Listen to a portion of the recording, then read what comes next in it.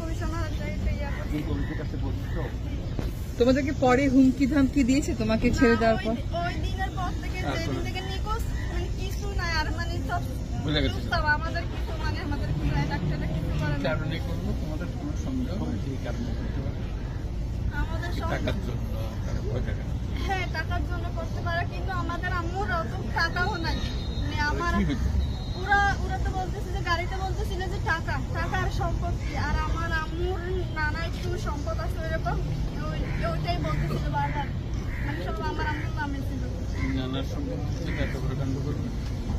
আর আমাদের হচ্ছে একটা আমরা যেখানে থাকি বসত বিরাট, ওইটার থেকে বেশিরভাগ হয়েছে ওইটা আমরা চুড়ো থাকতে এনে একটা কেস চলতেছিল আমাদের ওইটা নিয়ে। ওই সূত্রে মানে হ্যাঁ আমরা হচ্ছে ওদেরকে সন্দেহ করি, কারণ আমাদেরকে যেভাবে ধরছিল আমার বাসায় জানে না, কিন্তু ওরা মানে এফবিতে পোস্ট দিছে যে রেবি ম্যাডাম আটক করেছে, কিন্তু আমাদের বাসায় শুনতে জানে না, ওদের থেকে জানছে আমাদের বাসায়। তোমাদেরকে তুলে আনার আগের থেকেই ওরা ফেসবুকে পোস্ট দিচ্ছে যে র্যাব দিয়ে তুলে নিচ্ছে। আর হচ্ছে আমাদের যেই বসত বাড়ির যে মামলা চলেছে ওর বাইকটা হচ্ছে র্যাব 2 তে ছিল তখনকার। হ্যাঁ ওই র্যাব 2 তে ছিল।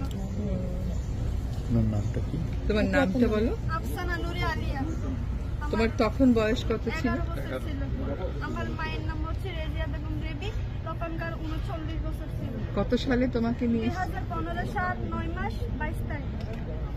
বাবা আছেন? জি আমার বাবা আছে।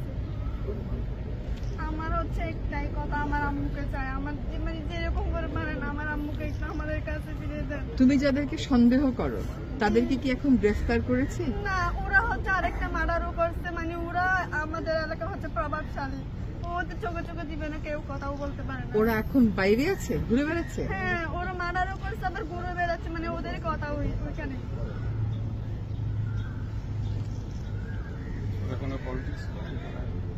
হ্যাঁ ওরা পলিটিক্স করে, আওয়ামী লীগের।